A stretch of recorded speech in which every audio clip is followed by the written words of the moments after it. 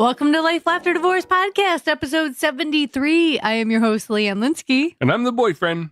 And welcome back to another wonderful week of divorce. Yeah. Boyfriend and I are super excited this week. Yeah. Yeah. Put some excitement into that. Yeah, boyfriend. What are we excited about? Because we have an announcement to make. But before I make the announcement, make sure you rate, review, and subscribe. Unless, of course, you're in your car and you're driving. We want you to be safe, so don't do that. Wait till you get home and you're safe at a PC or a Mac. If you're already safe, then go ahead and check out the website at lifelafterdivorce.com. And we've had some new things on the website this week, right? Yeah. New things are going to slowly be appearing every day. What are those new things? Well, I'm doing a challenge. I'm doing a personal challenge, boyfriend. Like, can you run 12 miles in 12 days challenge? Kind of like that. Instead of running 12 miles in 12 days, though, I'm going to do 48 free coaching sessions in 48 days. Coaching sessions? What are you doing? You're going to coach someone to run 12 miles? I'm a life coach. It's Coach Leanne here. Oh, Hey. Coach Leanne. That's right. So what is this life coaching thing? Why don't you tell our listeners what life coaching is? Well, life coaching to me is, if you look at life as a game, I think that, and games are meant to be played, I think that most games are played better when you have a coach. Think about it. Any sport that you've been in and you want to get serious about that sport and play better, you have a coach, right? Or multiple coaches. Yeah. Exactly. And why not with a game of life? Why wouldn't you want to play life better? So when would someone need a life coach? Well, they need it the whole time, because obviously when you're playing, you need a coach. But whenever you're playing a good game in life, you'd want a good life coach. So help our listeners understand what a life coach does or how it works. Sure. So say, let me give you a scenario. Say okay. I was recently divorced. I'm over the divorce now, and I'm trying to reset my life, and I'm trying to get myself moving again, but I don't know what to do or how to do it. And I call a life coach. So what would you do to help me? Sure. So as a life coach, I want a player who's not in crisis mode, right? Right. So like I said, I'm out of my divorce. Okay, I'm great. So ready to go. So you're ready to move on, and maybe you just don't know how to get started. So we start out in our first session, and we kind of get an idea of what it is that you really want to focus on, because there's a lot going on in life, and there's work, there's personal life, there's maybe family, there's a lot of things. Right. So we kind of narrow the focus down a little bit to what is most important to you right now. Because in a game, you've got a couple goals you want to accomplish. Right. So just like in life, you're coached to help them with a goal or two that they want to accomplish, right? Right. Okay. So we want to talk about what outcomes that you're seeking in this game, and as your coach, what I want to do is help identify your strengths and build upon those strengths. Find out what skills that you have, and maybe what skills you need in order to become a better player. What is it that you need to learn? What things that you need to develop or master in order to become an elite player, or to become really better at what it is you want to be doing, and identify those things. Find ways to, as you play your game, how to evaluate it.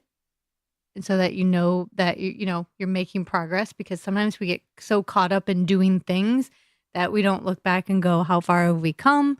Are we making the progress we want to make? What are we playing for, right? Okay. So because when you're playing the game, you played sports, boyfriend. When you're playing a game, are you in the game or are you watching the scoreboard? Oh, and when I was playing at a higher level, I had no idea except what was going on right in front of me. Exactly. And that's exactly it. When you're playing at a higher level in life, you're seeing what's in front of you. You're in the zone. You're playing, right? Right. My job as the coach is I'm watching the whole thing. I'm watching you playing. I know what the score is. So I help you find ways to evaluate where you're at and what progress you're making. Okay. Right? So you help divorcees? Yep. Do you help other clients or other people? I do help other people. So I have helped many different people actually have some really great outcomes. So I have helped business professionals, people, entrepreneurs who wanted to make some changes within their business and increase revenue and traffic to their website and work on those kind of things. I've also... How did you do that? Because magic. Magic. No, I'm just kidding. But you're a life coach, but you're also I have a lot of experience in marketing as a marketing director. So you're combining your marketing experience, your divorce experience, and your life coaching all into this good stuff. Wow. So yeah. So, and I totally get it. So even if you're not divorced, even if maybe you're not an entrepreneur, I've also been in that place where I've completely started over or had to reinvent myself, or maybe you're starting a new career or you're moving across the country. Check, check, check. Done all of those things. I get it. And so as your coach, I can not only identify because I've had similar experiences, but I can also look for the skills that you're going to need. I can help identify what it is that you need to evaluate, how to accelerate your growth, how to challenge you. I don't give you all of the answers. I don't do all the work for you, just like your physical trainer at the gym isn't going to do the workout for you. I don't play your game of life for you, but I can coach you how to play better. And so in doing so, I find ways to challenge you, just like your personal trainer. If they know those push-ups are getting a little too easy, they're going to throw some twist in there and make you work harder, and you're going to be sore the next day. Because the thing is anytime that you're growing, there's some discomfort in there. The saying, no pain, no gain. Same thing applies. Well, our yoga teacher tells us that too. Right. She's like, if you're comfortable, then you're not stretching right. Right. So same kind of thing. Like there's discomfort and growth. And as your coach, I'm there to challenge you. I'm there to make you play harder. And I'm also there to help you win. So you mentioned challenge. You're going to challenge your players, but what's the challenge to yourself right now? Because you just mentioned at the beginning of this that you have your own challenge. What's your challenge? I do. I also have a coach. So my challenge is, every good coach has a good coach. My challenge is to actually do 48 sessions in 48 days. And this is like my celebration of launching the coaching aspect of Life After Divorce officially. And so I want to give back. I want our listeners to benefit from this. And hey, if you want a coaching session, hit up lifelafterdivorce.com. And on the homepage, on the banner, there's a quick link right to the scheduling page, or you can go to the life coaching page, which should be up when this podcast you're is giving up, them a free 1 hour session. 1 hour session. Yep. And you can do that via Skype, I do it via Zoom or in person. Okay. In person. Oh, so any of our listeners out there in the world can take advantage of this? Anybody in the world. That's fantastic. So no matter where you are, we can do it online, and it's super easy. I'll get to see you. You get to see me. Have some great life-changing conversation.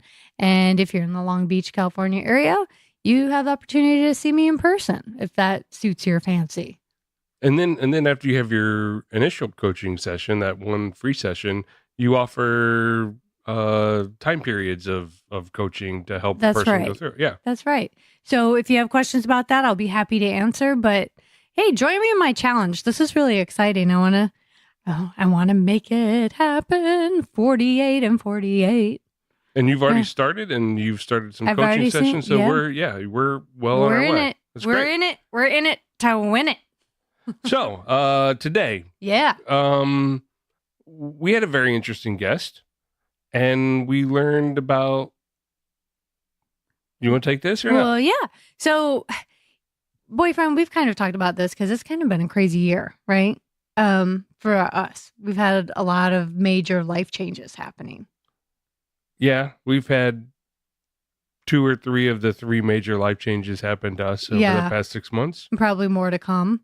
Hopefully not. Right. Oh my gosh. It's been a lot. So, but when major life changes happen or big things happen in our lives, it can do one of two things. It can bring us together or it can tear us apart.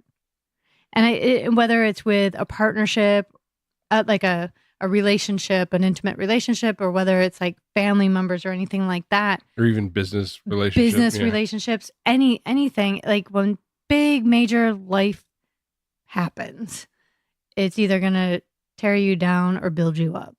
And it's kind of, you don't realize it until you look back and go, oh, so that's what happened.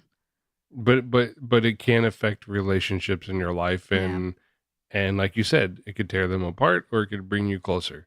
And when you're married and you have a relationship, that tests that relationship. Yeah, in so many ways. And it's weird because I feel like in times when there's big life changes like that, we think we're communicating a lot and we think we're working it through, but boy, those are some landmines to navigate, because maybe we're not communicating as best as we think we are. And we look back and we're like, wow, how did all that happen? But there's a lot of stresses and a lot of internal conversation happening. Yeah. So I know when major life things have happened to me, I bring it inside and I do a lot of self-reflection and soul searching to find a way through it. And I know that is difficult if I'm in a relationship at the time, because then it feels like you said, it feels like you're not communicating. At least the other person feels that way. Yeah. Even though in my head, I'm talking more than I've ever talked before in my life, because I'm trying to figure this out. It just may not be as vocal as it would be with somebody else. Right. So when we spoke to our guest this week, it was very interesting because, I think this is one of the things that we realize with most relationships. Obviously, you don't just wake up one day and it's like, oh, well, that's over. Something usually happens or transpires along the way. And it's not until we look back that we're like, oh, that. Yeah, an event happens, it changes the dynamic of the relationship. Yeah. And then depending on your relationship, sometimes you can salvage it, sometimes you can't. Yeah. Yep. It's so much easier in the movies because then the music changes. But it's just not like that in real life. So I really enjoyed talking to this week's guest about what transpired in his relationship and how they've both since moved on. So our guest this week is a Long Beach local. He is currently local. Yes, currently local. He is a financial advisor and he is a one-time divorcee. Without further ado, I'd like you to meet David.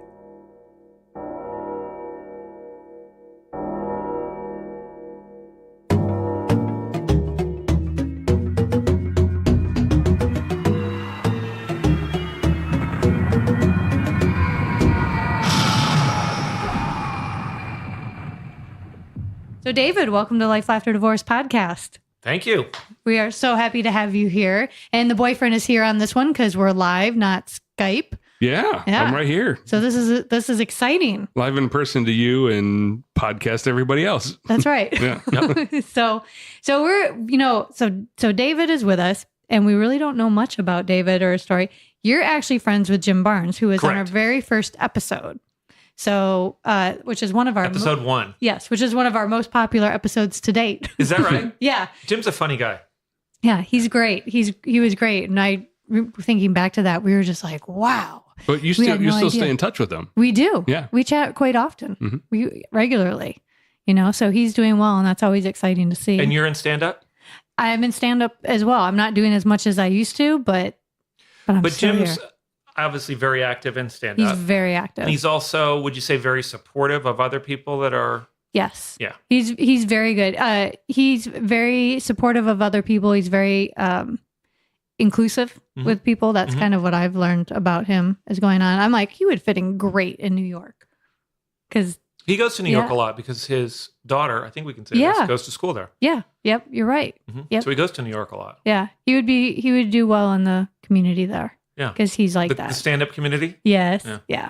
Well, you've always said in New York that's a much more of a supportive community than some other places. Yeah, and I think a lot of that has to do with geographics. It's so much easier to get around. It's so much easier to stay connected. Here, it's like an hour or two drive, to get 5 minutes to stage time. So it's really hard to stay connected. Right. And it's hard for me to go see Jim because he's usually up in Burbank or West Hollywood. Right. Well, it's not that far on the map, but try getting to West Hollywood on a whatever afternoon and then parking over there. It's not easy. No, it's a lot of work for one thing. But in New York, you can take the subway, you can Uber, you can get to where it's magical. And in New York, you would do a couple sets a night at different places, right? Right. Wow. Yeah. You could get a lot of comedy in one night. And and if you're, so you could bomb in one place and then bomb again if you wanted to. Exactly. You could totally make your night from bad to worse in an hour. Great. Or turn it around and go home happy. Yeah. But yeah, that's the difference for me anyway. And plus we're out here in Long Beach, and Long Beach is like vacation town. So, puts you into slow motion mode. That's what happens when you move out to the West Coast. You think you get slowed down? Yeah. Feels like the world stops spinning. It's like, what do I do with all this rage? Take it to the beach. No one cares. Right. But I'm curious about you. So, Jim, but you're not into comedy. Right. And you come from a totally different background, or I should say career, which is finance, essentially. Right. Yeah. So it's much more serious, unless, it could be funny in some circumstances, I suppose. But so you've been married and divorced. Correct. Great. So tell us about, where do you want to start? Yeah. Do you want to start at the beginning? Yeah. I mean, the beginning. Well, the beginning was like 25 years ago. Let's see, almost, or maybe more than that. So I got married in 1995. Yep. I was married for almost 20 years. But I was actually separated after 18. It took us almost 3 years to get the divorce done. Wow. I mean, which was ridiculous. It shouldn't have taken that long, but it took 3 years to get the divorce finalized. So technically I was married for 20 years. Okay. So where did you guys meet? I met her at one of my clients in Huntington Beach. She was working for them. I'm not going to use her name. Let's make up a name for her. Agnes. Agnes? That's not her name, right? Goodwith. Okay. No, that's not. Agnes. So Agnes, you met Agnes. Agnes was working at one of my clients in Huntington Beach and doing a project for them. And, one thing led to another. She was very together and had a little red sports car and a little black Cocker Spaniel. And she was immaculately dressed and put together. And, I was done. She was a man magnet. She was. Yeah. She was. She was a magnet for sure. And she lived in Seal Beach at the time. Oh, nice. So even more appealing. Right. For our listeners, look up Seal Beach. It's lovely. It is nice. It's a quiet little town, right? Yeah. I mean, would you say Seal Beach is quiet? And the beach is great. It's very Mayberry. And it's over the county line from us. Right. We're at the edge of LA. LA County. Yeah. And they're Orange County. So they're behind the orange curtain. Yes. So you pulled back the curtain, you stepped in. Right. Wow. Yeah. And so how long were you guys dating? We dated, let me think about that. We probably dated 3 years. Okay, that's a long time. Yeah. Right? Yep. And then we lived together. And then we got married. How long did you guys live together first? I want to say a couple of years. I think a couple of years. Okay. Yeah. Yeah, and then you got married. Did you have a big wedding or? We had not a big wedding. I mean, it was I think it still cost $20,000, which is not a big wedding, but maybe it cost 15. I don't know. But we had 75 people. That's a lot. Yeah. Yeah. It was a normal sized wedding. We got married in Laguna Beach. Beautiful. Another place to look up. Yeah. Another very quaint place. Yeah. It's gorgeous. Yeah. So you guys ended up getting married. Did you have kids? No kids. She had kids from a previous marriage. So we kind of had the kids thing out of the way. And they were basically grown and out of the house, but they would come back from time to time, but mostly grown up kids. Okay. So you were okay with that? You didn't want kids on your own? I did. I really did. Yeah. I would say I probably, and within the last couple of years, I've kind of come to terms with it. I'm not having kids. I'm 55 now. I'm not having kids. Not like it's not possible, but it's just not going to happen realistically. Yeah, I do. There was a time when I missed it. Yeah. Okay. Yeah. Okay. So no kids. You guys were married technically 20 years, 17. Right. So at what point? Well, hold on. So right now it seems like This is your typical romance, your typical dating, Yeah. your typical marriage. Well, now it's the typical marriage. Yep. Someone has family, someone has kids they bring in, you guys do your thing. And you guys were okay for 10, 15 years? I Was would there say, any inkling? I would say for 15 years, we were great. Okay. The first, somewhere between 12 to 15 years, we were great. And then the last 2 were not very good. What changed? That's a really good question. Well, I went through kind of some career difficulty where I was really kind of struggling to get to the next level that I wanted to get to. And I think, a lot of stress came around that. And, maybe I wasn't paying as much attention to her as she would have wanted. But yeah, I would say it went really well for 15 years. Wow. What was your wake-up call? When did you notice that something had shifted? Well, a couple of things happened. So in my whole career shifting and trying to figure out how to get to the next level, I actually took a job in Pasadena with a large financial services company. This is before I had my own company. And I was actually recruited by them. And we moved from Laguna Beach, which is very quaint, to Pasadena. Now, I love Pasadena. But, she had been, 20 years in Laguna, I moved us to Pasadena. Well, it became apparent as soon as I took that new job that it was not the right job for me. So rather than just say, you know what, I made a mistake. I moved us from Laguna to Pasadena, and this job that they offered me is nothing like what they said it was going to be. Instead of coming home and doing that, I just kind of stuck it out and went to work every day and sucked it up and really hated my job.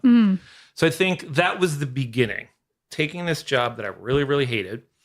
And then try to figure out what year this is. This was probably year 17. 3 things happened. Is my dad died. And I was doing a job that I absolutely hated. And then so my dad died in November, and then I moved out of the house in March. So that was like a 4-month period. Yeah. And then a couple of months after that, I quit the job at this company. And so within 6 months, moved out of the house, got, my dad died, and, anyway, it was a bad 6 months. Right. It's kind of like when a raindrop pours, everything. Exactly. All at the same time. So when you say, what was the kind of the beginning, I don't know exactly when it started, but I can tell you how it ended. Yeah. Okay. Was she somewhat resentful from moving from Laguna to Pasadena? That's slightly a different. Yeah. It's different. Cultural. Yeah, I would say so. There's also another factor in there is that I was going to school full time at the same time all this was going on. So I had decided to go back and get a finance degree. I had studied political science and American history when I first went to school. Right. And none of that really applied very well in my job. So I went back and I was going to school technically full time, working full time. So I think if she resented that, it was A, moving out of Laguna, and B, that I was going to school full time. I was either you weren't around. Work. I wasn't around. Yeah. I was either at work, at school, or in my office with the door closed, studying. Wow. I mean, I did a program that was night school essentially, and they told us going in that you were going to have to study 20 hours a week or something like that. So I took them seriously. I took them literally, and I really did study that much. So I think that had a lot to do with it. I think I just wasn't there. Yeah. And she wasn't willing to give you the time and didn't see an end to it. Right. Yeah. She really resented it. Yeah. As a matter of fact, one of the things, the real nail in the coffin was after we were separated and I was due to graduate and complete this degree program, I was feeling magnanimous and wrote her a text and said, "Thank you very much for all your support. I'm going to graduate in April. I'd like you to be there." Oh my God. She sent me back a text that was like, "How dare you? And you traded our 20-year marriage for a worthless piece of paper." And I mean, she just couldn't say anything, crueler. I mean, it went right through my heart. Wow. Because I I got a lot out of doing this degree. I met new people. We have a whole cohort of people that I studied with, that we still stay in touch with. And it was a big deal. Yeah. Going back to school was a big deal for me. It was hard. And I worked hard. It's one of those things like, if you've ever done something that was really, really hard, and when you get to the end of it, you feel pretty good about yourself because you actually accomplished something that you maybe weren't even sure you could do. Yeah. So that's how I felt about it. And what she was telling me is that I had traded our 20-year marriage for a worthless piece of paper. So totally demeaning the piece of paper. Right. And then not my seeing, accomplishment. But and not seeing the benefit of what it could do to your guys' lives moving forward. Yeah. Yeah. Yeah. Well, I would say that degree helped me more than it helped my career. I mean, it was something I did for me. A lot of times you do things for you, not necessarily if it's going to advance your career. So she couldn't really see the value in it because I probably wasn't going to make any more money from doing that particular degree. So when you went back to school, and I get it because I understand probably more so now in my life what that would mean doing what you did. But thinking back to my own experience, and I think about my ex-husbands and some of their endeavor, particularly my first, I'm curious, what were some red flags that went up from your wife at the time you were making these decisions to go back to school? Did you talk to her about, I'm guessing that you talked to her about it. What were those conversations like? And was she at any point supportive of you pursuing this? Not really. No. Well, she was always, what's the word I was looking for? She was always expressing her dissatisfaction. I mean, just nothing was good enough. And that's how it felt to me, is that no matter what I did, no matter what she had or what opportunities we had, it was never enough. That's how it felt. So I don't know if that's a red flag or not. Probably.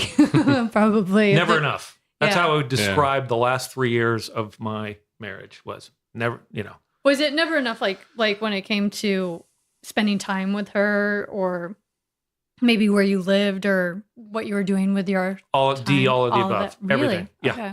Mm-hmm. Everything. This is how I remember it. Yeah. Was right. Not enough. Did she go back to Laguna a lot to see her friends? Yeah. Because now she's completely displaced being in Pasadena. So then we maintained relationships with those people in Laguna. She did go back there a lot. They came up here or to Pasadena as well.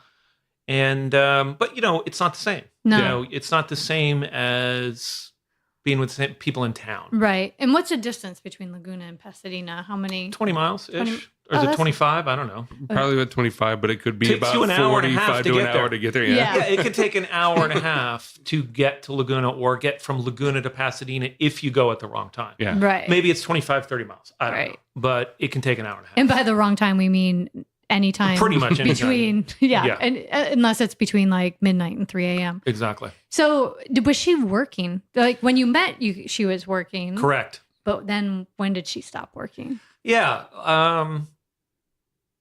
Not that long after. Okay. She worked for me for a little bit early on, but I would say in the last more than 10 years, she did not work. Okay. And how did you feel about that change? What other things happened as a result of her not working? Well, it put a lot of financial stress on me.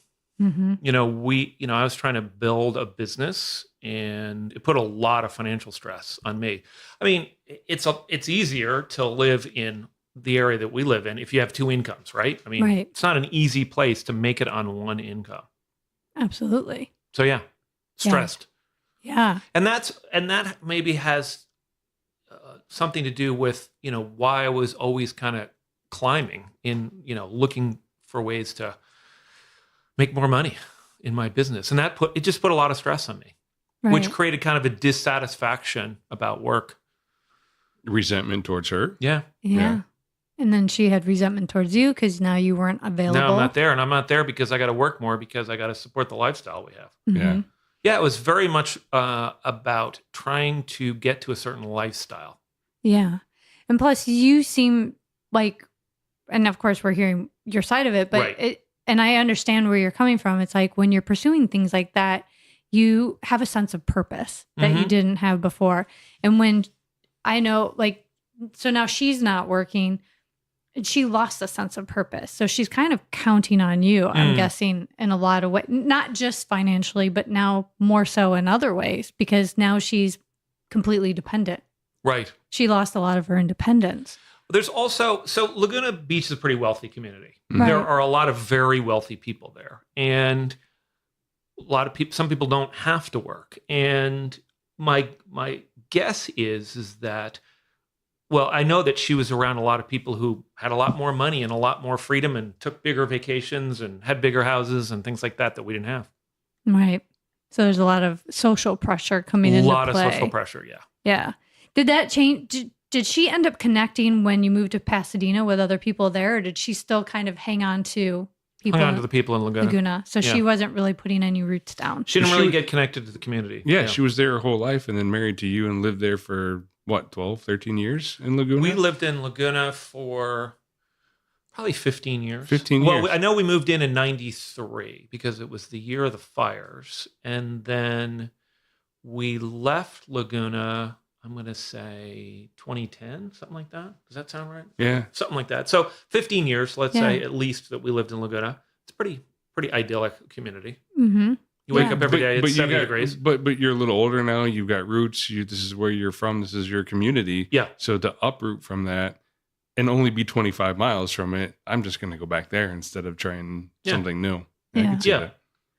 Yeah, it's not like we had to pick up and move to Chicago. Right. If you go to Chicago, you kind of don't have a choice. You've got to try to make some new friends. Right. Right. Yeah. Yeah. Whereas if you only move 25 miles away, well, you can still... I'm going to go back to my friends that I know. I'm not going to bother meeting anybody here in Pasadena. Right. Yeah. There's not a real need to put any effort in. Right. And so then when all of this happened, so you ended up taking this job that you really realized you hated. Mm-hmm. And we all been there. Like if that's taking up most of your time. Right. And going to school full time. That's kind of eating away at you. Mm-hmm. And then not having a soft place to land with your partner. Right.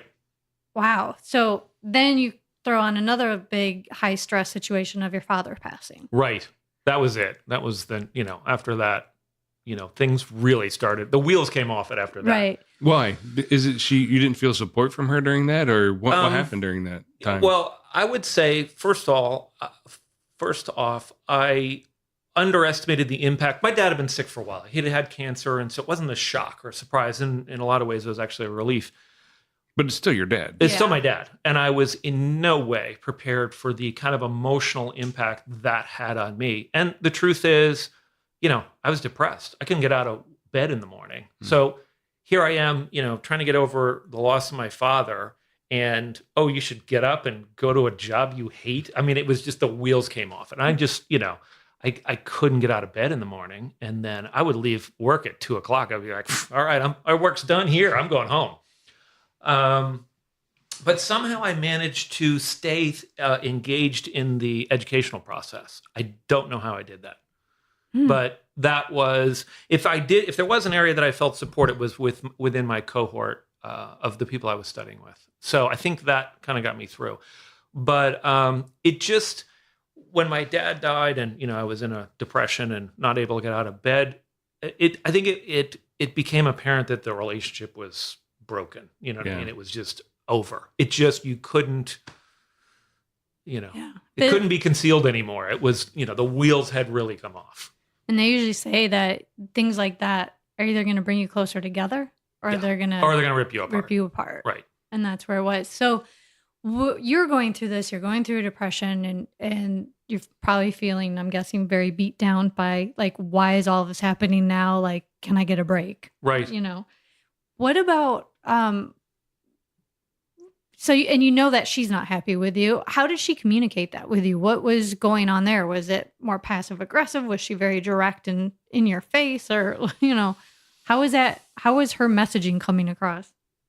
Well, how she occurred to me was always profoundly unhappy. Unhappy with me, unhappy with it, unhappy with our living situation, unhappy.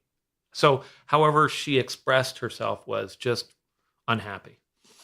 Yeah. I don't know if that answers the question, but it's what came up. Yeah. So why? So you get to this point. When did you finally? Well, so you moved out. at that point, did you know that you guys were headed to divorce, or were you going to try to make it? We talked about it. So basically, she just kept saying how unhappy she was. And finally I said, well, then really what we should do is we should probably get divorced. And I think that I think she just didn't want to say it. She just didn't want to say the divorce thing. She still was hoping it was going to work out or something like that. So I just forced our hand. I said, all right, well, I think we should get a divorce. We should move out of this house. We should sell all our stuff, and I'll go move into an apartment starting March 1st. And so in about a 3-week period, that's what we did. I sold my golf clubs. I sold everything. Wow. That's a true sign of depression when somebody sells their golf clubs. You know how they say be on the lookout for signals like when people give things away. Well, when you sell your golf clubs, that's not a pretty big deal. So you get new ones now, I'm guessing. No, I don't actually. No? Really? I stopped playing. All right. I really stopped playing after that. Yeah. So you said, okay, so you make this decision March 1st, but you said 3 years of going through the divorce proceedings? Yeah. Wow. So you want to know how that whole thing came down? Yeah. That's a good one. So when it became clear, when I moved out and it's clear we're getting a divorce, she decided that she wanted to be the filer, the deciding one, the one that tells the court. By the way, in California, it doesn't matter. California is a no-fault state. It doesn't matter. It's not your fault if you get divorced. There's no fault. So it doesn't really matter who files the paperwork. But she wanted to file the paperwork, and I said, fine, file the paperwork.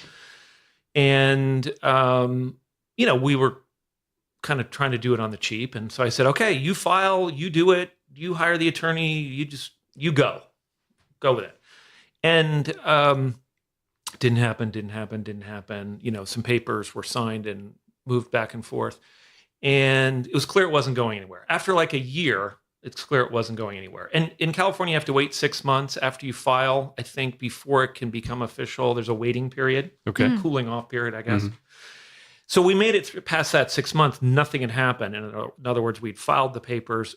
And another thing about divorce in California, if you file the papers and nothing happens after a period of time, the court will call you in to see the judge because they want to figure out, okay, what's the deal here? You guys filed these papers with us and you said you wanted to get a divorce. I would say this was a good year in, 1 year. And so we went before the judge, and the judge says, what's the deal? And I said, he actually asked, do you both want to get a divorce? He asked her, he asked me, and we were both like, yes, we do. And then, is there some financial reason that you haven't, have you worked out the terms of your divorce? Yes, we have. We're nodding. He's like, then what are you doing in my court? And I said, to be honest, I can't figure out how to file the paperwork. We can't figure out how to actually file the paperwork. He said, okay, well, then you need to go see my clerk. I'll set you up an appointment. You go see my clerk. Well, that guy was actually worse because we were telling him, we just want to file. We know what we want, and we just need somebody, to help us fill in the papers. And he's like, well, do you? Do you really know what you want? And everything was doublespeak. So this guy was a paralegal or I don't know, whatever he was. And, so it was like that. So do you really? Everything we said, he would respond with a question. And so I said, okay, we're out of here. Mm-hmm. And we actually went downstairs, and there's a little cafe area. And, she broke down and said, this is never what I wanted, which I assumed to mean that she didn't really want to get a divorce. Could have meant something else. I don't know. Anyway, so I said, okay, well, why don't you, after she said what she said, I said, why don't you hire an attorney? I'll pay for it, and that'll get it done. So we hired somebody in Laguna who was probably the worst attorney I think I have ever come across. And he couldn't figure out how to file the paperwork correctly. He's not a divorce attorney. So in his defense, he's some other kind of attorney. I have no idea. Who knows? He couldn't figure it out. But okay, so I paid his bill. And got nothing done. Absolutely nothing. Yeah. Actually, yeah. But I'm gonna go back. So she made a statement to you after the court clerk thing, and that this is not what she wanted. Was that a potential turning point, or were you were not already, for me? I was gone. You were gone. I was gone March 1st. Yeah. Well, and then there's another wrinkle in the story. So about a year, a little bit more than a year after we had separated, maybe a year and a half, we actually got back together. Wait, was it before you appeared in the court or after? That's a good question. I think we appeared in court after we got back together. So we got back together for about 3 months, and she moved into my studio apartment in Pasadena, which didn't go well at all. So that lasted for about 3 months, and then we separated again. And the paperwork had been going on all this time, but I think you're right. I think we saw the judge after that. Okay. But I just wanted to add that in for color. But the point in me saying that is that she had said to me twice that she wanted to leave. The first time when we separated, in March and I moved out. And the second time when she was living in my studio apartment in Pasadena, when she said, I want to leave. I want out of this. I don't know if she said, I want a divorce. So when we sat down at the courthouse and she said, this is, not what I wanted, I'm thinking, well, you left twice. So tell me tell me what's going on. Yeah. So I don't really remember what happened after that conversation, but it was something to the effect, let's just get this done.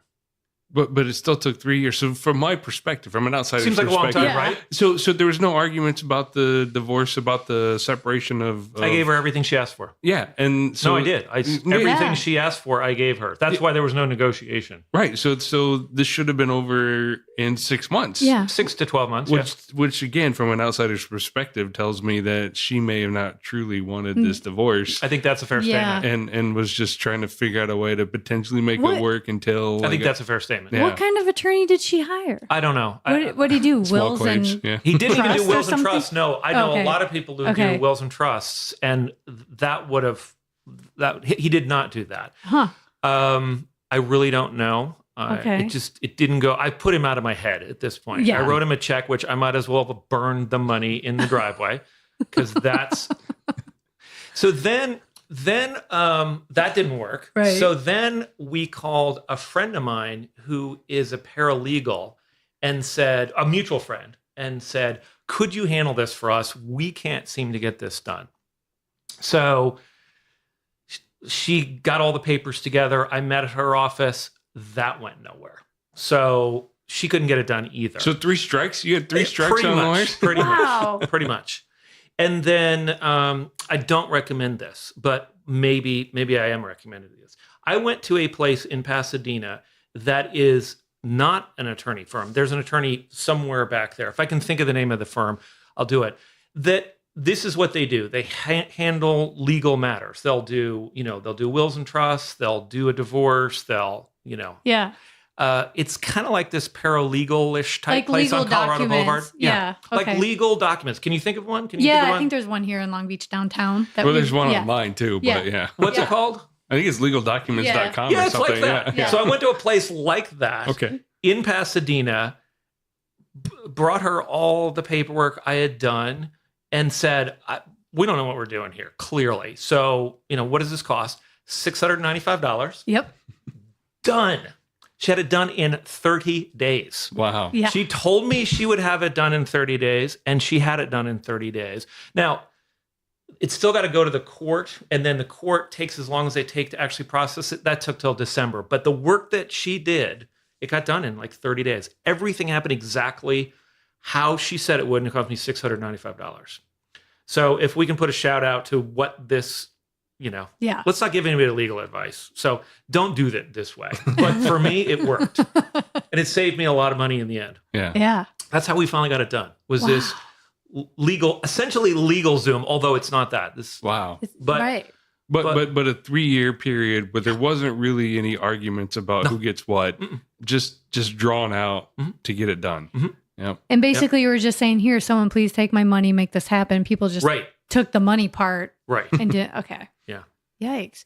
It took the third one, was a charm. Yeah. So now that you guys you got this done through these essential, people right, this legal thing. Yeah. The dream team. The dream team. Let's call them the dream team. Yeah, let's call them that. That's good. So you got this done through the dream team. They're on Colorado Boulevard, in case anybody, I can tell you how to get there. I just can't tell you Colorado Boulevard in Pasadena. I just can't tell you the name of it. So we're going to look it up and put it in the show notes. we're not getting an advertising revenue from this, so no, but we should. We should. Yeah. Because this is amazing. Mm-hmm. So you get this done. What happened then? When did you get notified? What did you do? How did that change anything? Have you talked to her since? Well, we don't really talk much. So first of all, the day I actually got the notification that it went through, I think I got a call from the dream team and said, it's done, it's filed. And I'm like, woohoo. I mean, the sense of relief I had, mostly out of the 3-year epic struggle of burning money in the driveway, trying to, or wish I'd burned money in the driveway, would have been more fun. I was elated. I was relieved. Not so much that I was divorced, because that kind of set in later. At some point you go, oh, geez, I'm actually divorced now. Right. But I got over that fairly quickly. But I was elated. I mean, I was ecstatic. And then when it's like closure. Yeah. It's totally finished. It's done. I can move It really on. is. I mean, I know that we probably overuse that. It's kind of a cliche even to say something's closure, but it is absolutely true in that you feel a sense of closure. Yeah. You're not carrying around all this extra worry or concern or So you don't really have any contact with her or her kids, because her kids were grown up by the time you guys were together. I send her a check once a month, and I don't hear a word. If she calls me, I hope she doesn't hear this, it's because she wants money. Really? Yeah. Has she moved on? I don't know. You went. Yeah. I don't know. Yeah. She's in a different state. Oh, So, she moved out of state. yeah, she did. So literally, she did move on. Wow. But she's in a different state. Yeah.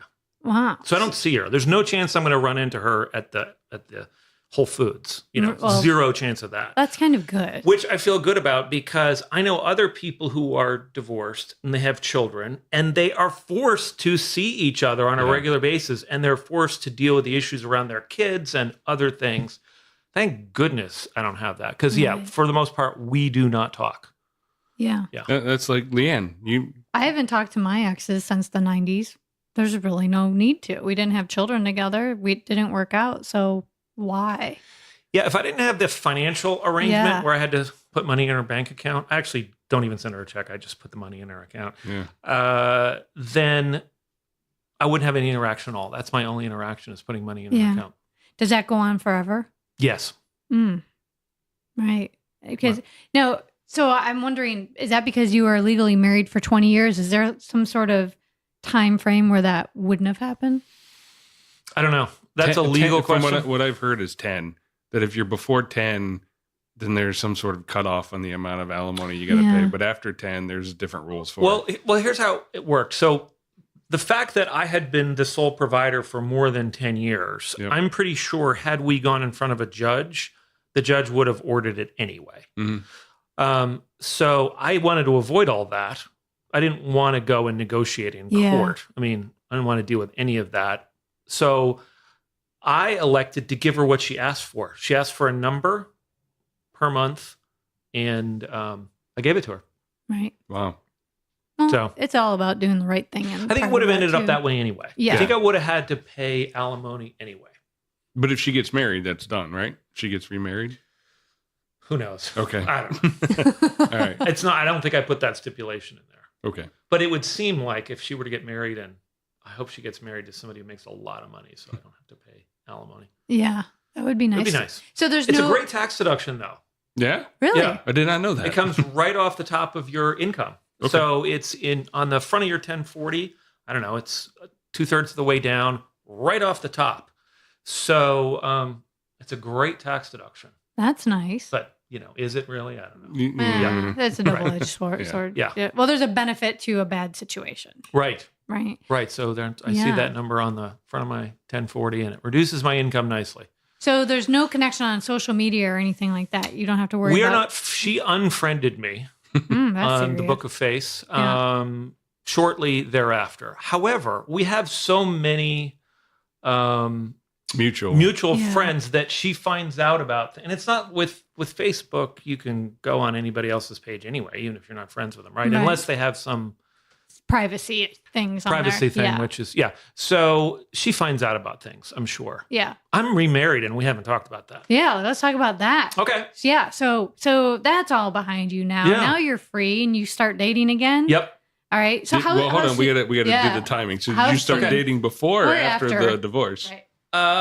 Technically, so there's the separation. I was definitely separated. So after I camped out in Pasadena in my studio apartment, I did not date. I did not do anything for, I don't know, 2-ish years, a year and a half, a completely respectable cooling off period. I don't even have a dating app. I have never owned a dating app. I'm not good at dating, I don't think. So I didn't date for like 2 years. It was a dark time. And a lot of my friends were like, get back out there, do something. I mean, really, I had friends who were like, would you please just go on a date and do something? But I didn't for like 2 years. And I lived in what seems like a dark cave in Pasadena. Yeah. In hindsight, it seems like I lived in a dark cave for 2 years. So then So this was after the 3 months that you tried. Get back together. Got back together. This is after all that. After all that. All of that. Yeah. Okay. Yeah. So you're in the last year before the actual Correct. signing and approximately. done. Yeah. I mean, don't hold me to the exact dates, but fine. But we had gone through the round 2, the 3 months of that was behind us. So I used to play a game called Words with Friends. Anybody out there? Yeah. So I got kind of addicted to it and I played it all the time. So someone, we'll use a different name for her because we haven't cleared. Let's use Bertha. Bertha. Yeah. We connected on Words with Friends. And so it's your dating app now. Yeah. Right. It became my dating app. There you go. Thank you. Well, it's better than LinkedIn, so we're good. Better than nobody tries to date through LinkedIn, do they? Yeah, they do. She did. Do they really? Yeah, someone connected with me on LinkedIn. Are you kidding? Yeah, that's a red flag. Yeah. Yeah, that's a violation. Yeah, that's just terrible. So, and especially if that's you're... a red card. If like in soccer, that's a red card, right? Yeah, that's a red card. Not only that, but in hindsight, 2020, when you are their only connection on LinkedIn, that's even a bigger red sign. Yes. So they have one. You were it. Yeah, that was it. You were their one. Yeah. Did you unconnect with them? By the way, how do you unconnect with? You don't say unfriend on LinkedIn. How do you do it? I think you can disconnect or block people. You can block. Oh, people. you definitely block. Yeah. I think that's what happened. Okay, so I did not know LinkedIn was a dating site. Yeah, it's not.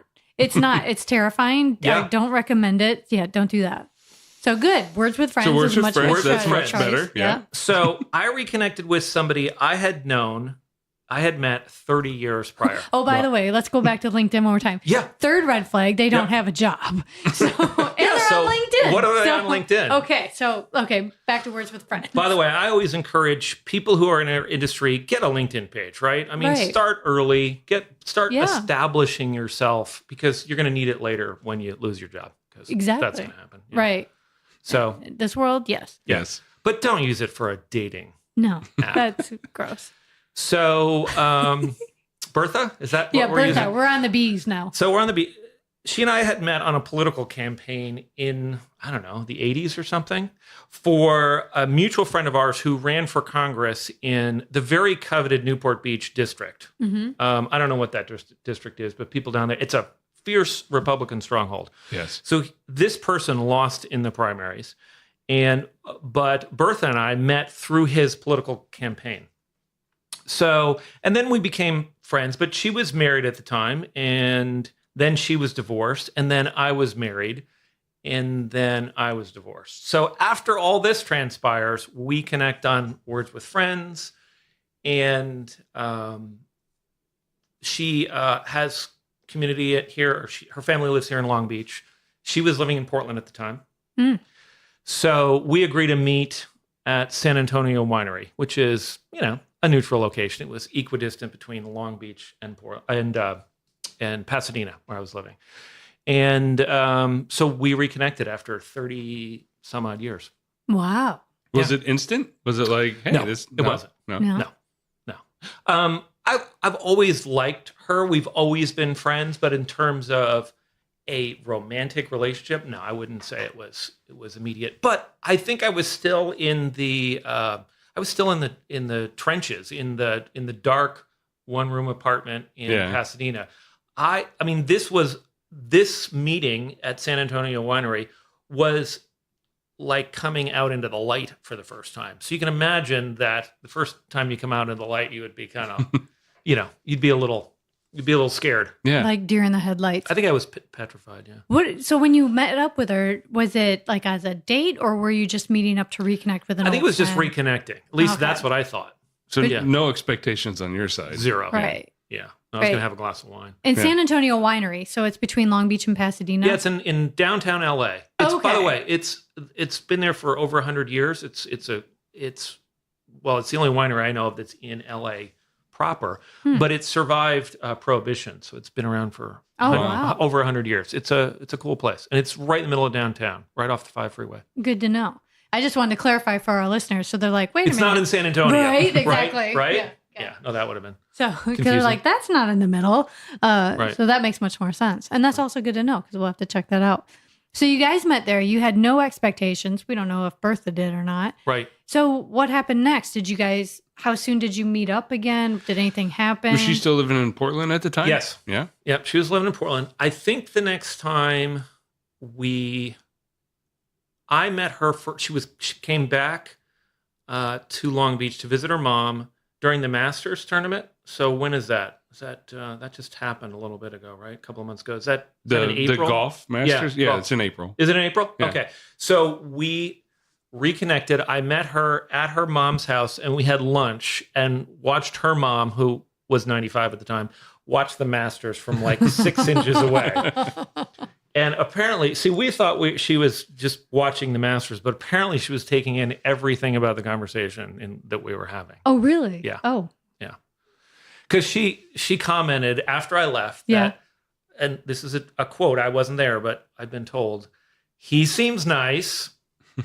and that was, and so Bertha was like, really? I thought you were like 6 inches away from the television. I didn't think you paid any attention, but apparently she did. Huh. So I got an endorsement right out of the gate. And then we went to. Well, that didn't make her. If she wasn't interested, then that may have tipped the scales. I think so. Yeah. I think that was. Then we went to Long Beach Grand Prix. Okay. And this is a little weird. I met some friends of mine who were really good friends for a long time, and they're really into racing. And Long Beach Grand Prix is IndyCar race, happens here in Long Beach.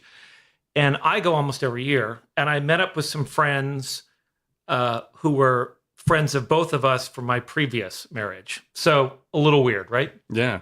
So these two people from Laguna, longtime friends of mine and my ex, we meet in Long Beach together with Bertha. Mm. So a little potential weirdness there. Right. Yeah, but it went okay.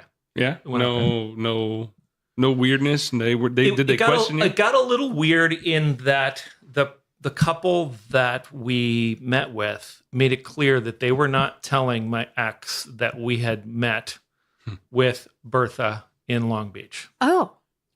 Yeah. So they're friends. Keep in mind that this couple, they're friends with my ex. Yeah.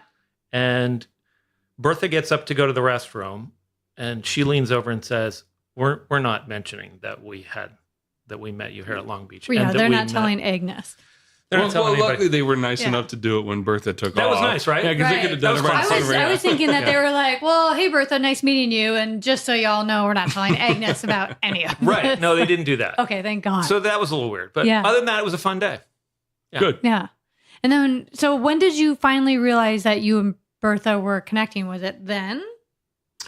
Yeah, I would say we were in the really early phases of dating. At some point after that, I want to say around June, I actually flew up to Portland for the weekend, and we went to visit some friends of ours in Seattle. So Portland to Seattle is about a 3.5, 4 hour drive, something like that. Mm-hmm. So came into Portland.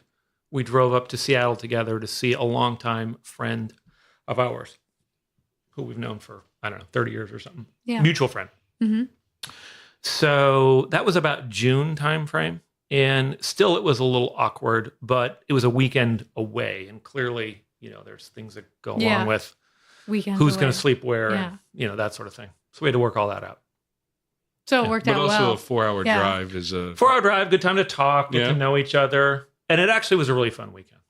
It was fun. So I would say that was sort of the moment when it became clear that, there was some possibility for the relationship. Right. And that was all in so April to when did you go up? 6 months later? Well, it was December when I met her at San Antonio Winery. I think it was June when I went up to Portland. Okay. And then you had the two things in April, which were the Masters and the Grand Prix. Right. And plus we're just friends all the time. Right. We got words with friends. Yes. Because you would continue playing, right? Of course. Yeah. Of course. So I since don't play anymore, by the way. No. I gave it up. Yeah, because you're connected now. Exactly. You found the one. Right. So I don't play it anymore. Right. So I don't need to. So now you guys are connecting, you're dating. And so from there, you just ended up moving forward with dating and... We did. We kept dating more. I kept flying up to Portland. There was a period of 6 months where I was flying up to Portland, or she would fly down here and we would see each other. And so, but at that point you were, so you've graduated, you've stopped the job in Pasadena. Oh, God, you now have your own. Right. I started my own company. So you're in a much better space yourself. Better. I mean, it took a lot. When I started my company, which was about 3 or 4 years ago, soon after I left that awful financial services company, it took me a while because I started from scratch, essentially. I started from zero. So I was better in the sense that I had, some sense of purpose and all that. But financially, I was still kind of just getting off the ground. I was but in a mental space, you're in a much better mental space because this is yours. You're developing the connections. You're moving forward. You have professionally, purpose. I was in a much better space. Yeah. So the issues that happened during the 3 years 3 years ago when you were with your wife. And that was now that's all over. You're in a much better overall space, which allows you to be open to new relationships. Yeah. Exactly. So when you first started seeing Bertha, you were still at the job you hated. No, you had already started. I'd left. Okay, so you had already. So okay. Because remember, so my dad died in November. Yeah. We split up in March, and I think I left that company. It might be August, but I'm not sure. Okay. I think it was August. Yeah, so it's all happened at 9 months. It's all happened in 9 months. So right. I Okay. just had to make a clean break with everything. Yeah. Which, by the way, just a sidebar. So to deal with the depression, I went and met with a therapist and this little practice in Pasadena, in which one is a therapist or something, and one was a psychiatrist. That's the one that can prescribe. Right. Yeah. Psychiatrist. Mm-hmm. Which clearly have a little thing going on because there was like a line out the door. It should have been a red flag it was like a dispensary for the depressed. Wow. So I get to see the therapist because it goes in tandem. You see the psychiatrist, he makes a prescription, then you see the therapist. Therapist says to me after I tell him the 3 things that had happened. By the way, that rule that any of 4 things happen and it's a major thing, like if you move or loss of a loved one, anyway, I hit 3 out of 4. Right. He says, "Wow, given all that's happened, you look remarkably well." And I'm like, "Well, yeah, but what do you expect? Did you expect me to be in a puddle in your office?" And anyway, so I stopped going to see those guys. Right. I just got better. Yeah. Yeah. 3 out of 4. And that's a lot. That was a lot. It was a tough year. And I was, during that time, I was president of the Financial Planning Association of San Gabriel Valley. So here I am going every month to lead this group of 100 people, and stand in front of the room for an hour and like that every month while this was going on. While it's going on. Some people didn't know. I didn't tell anybody that I was going through divorce, but people look back on that and I'm like, how did you do that? How did you rally for that? But anyway, I did. Right. Yeah, that's a lot. Yep. Okay, so you and Bertha are together and you're dating, things are going well, you're doing your own business. What happens next? We dated more and more, and I realized I wanted to get out of the dark cave in Pasadena, and she had a great place in Portland, so I moved to Portland. Whoa. Yeah. I did. Okay. I moved out of my apartment in December. Gave notice and all that. And over the Christmas holiday, drove up to hired a mover, let them do it. Yeah. But we drove together from Long Beach at her mom's house to Portland, and I started a new life in Portland. This was 2.5 years ago, something like that. Yeah. So I must be wrong on the dates because maybe it's been 5 years since I've been separated. Who knows? Yeah. But yeah. So now you're in Portland and you're living together, right? But now you live here. So how did you get married to her and then get down here? Well, we got married down here, but Her mom's here. So her mom's here, so she has a connection to here. But I commuted on on JetBlue Mosaic, which means you're whatever, you get the priority seating and all that. I flew back and forth. Wow. I managed my business here and lived in Portland. How often would you fly? Twice a month. Yeah. Come down for 4 days, come in on Monday, leave on Thursday, leave the last flight out on Thursday, something like that. Not terrible, but that's still challenging. It's a grind. Yeah. After a year and a half, it really became a grind. And so I started having conversations with Bertha, is that what we're using? Yeah. About moving back here because her mom was here and, she had a connection. She had lived here before. And we kept talking about it. And I said, it's been about a year and a half that I've been doing the commute. And I was like, I can't do this anymore. Yeah. And during that year, her mom died. Oh. So, that was tough. And some of the time when I would fly down here, I would stay at her place in Long Beach. She has a big 4-bedroom house in Long Beach. So I was like, so it was kind of easy. And her mom, she was 95. So, she had a good life. But she did die last year, I think. I'm going to say June or something like that. So, so essentially I convinced her to move back to Southern California. Mm-hmm. So, and we moved back to Long Beach, partly because of her mom, partly because it's pretty central. Yeah. And the upside of that is I love Long Beach. Isn't Long Beach great? Yeah. It is good. I love this community. I really, really like it. I lived in Orange County, lived in Laguna, lived in Pasadena. This is one of my favorite places I've ever lived. What do you like about it best? I like the walkability factor. Yeah. We walk to 4th all the time. Yeah. You like 4th and Cherry or whatever it is. We go up there all the time. There's a couple of good restaurants. That's a good walk for us. So we walk the dogs about 1.5 miles.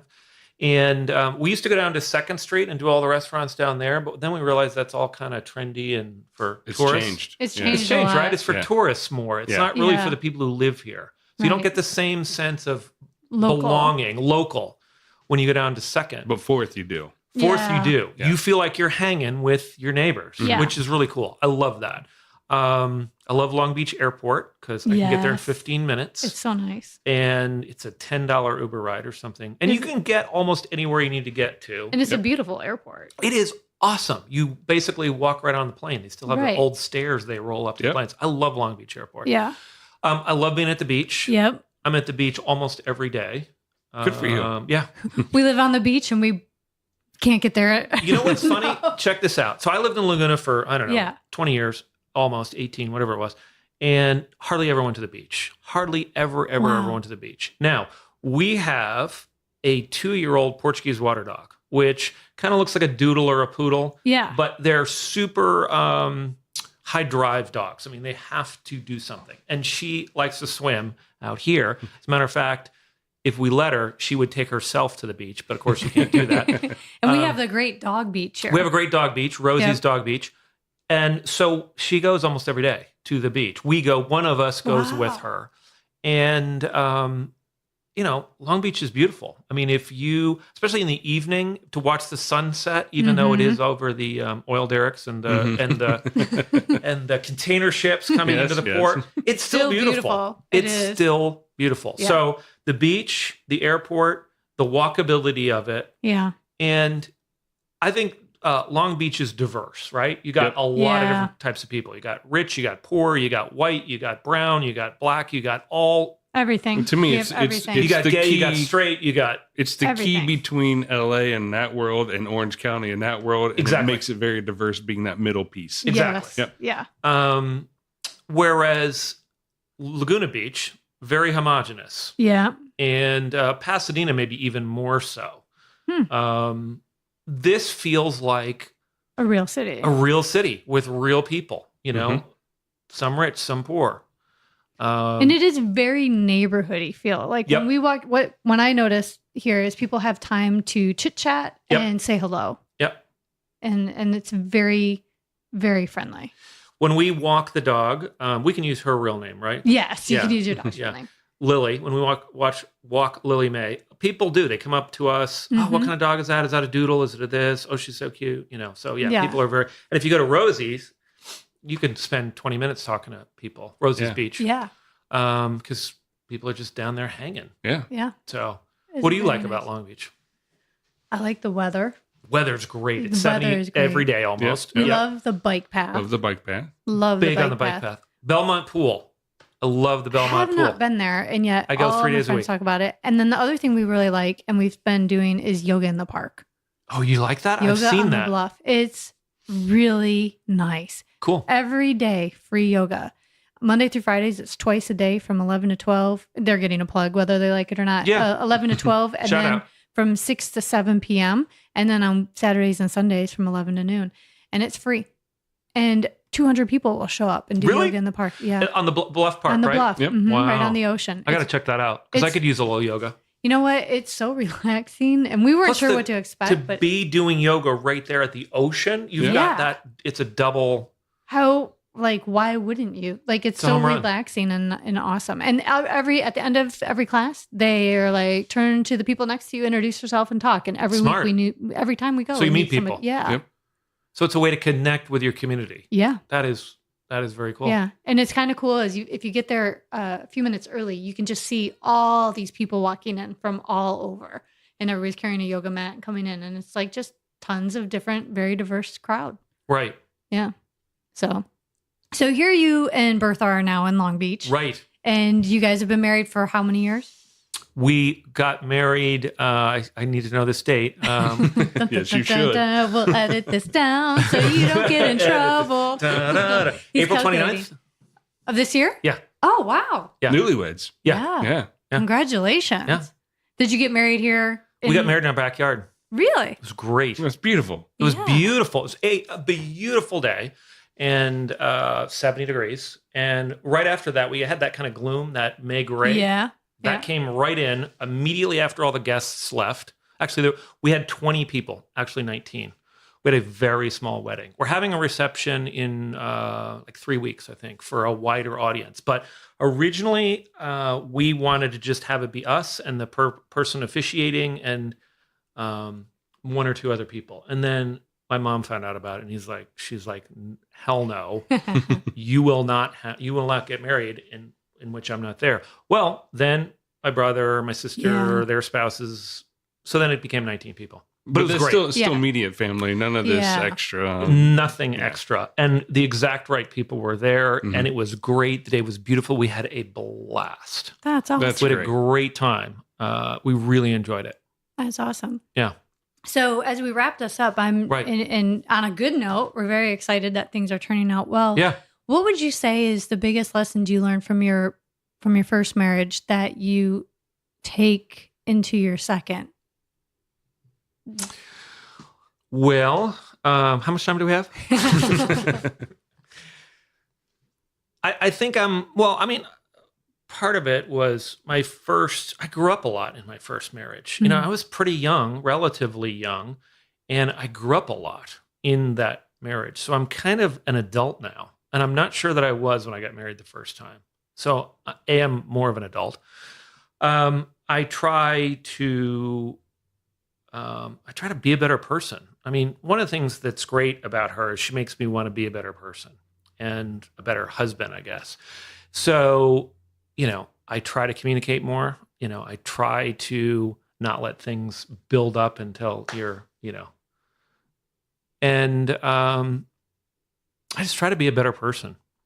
And she supports you in that. Yeah. But she makes me want to be a better person. Yeah, you want to be a better person for her, Yeah. and communication. Those are two things that we've heard as a theme in a lot of communication for sure. Yeah. And that's kind of a big thing. I mean, you can't just tell people, "Oh, you should communicate more." I mean, that's kind of obvious in one way, and then how do you do that? I mean, that's probably another whole show. Yeah. How do you communicate better?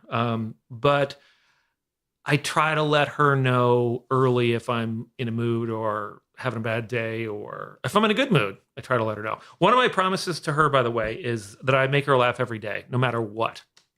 That's my job. That is my job. I have to make her laugh every day. She's a very funny person, so it's not a difficult job.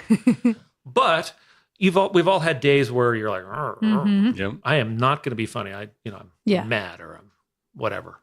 So I make her laugh every day. That's awesome. Yeah, that's my. If you can find that on even your worst day, that's a lot. Right. That's a gift.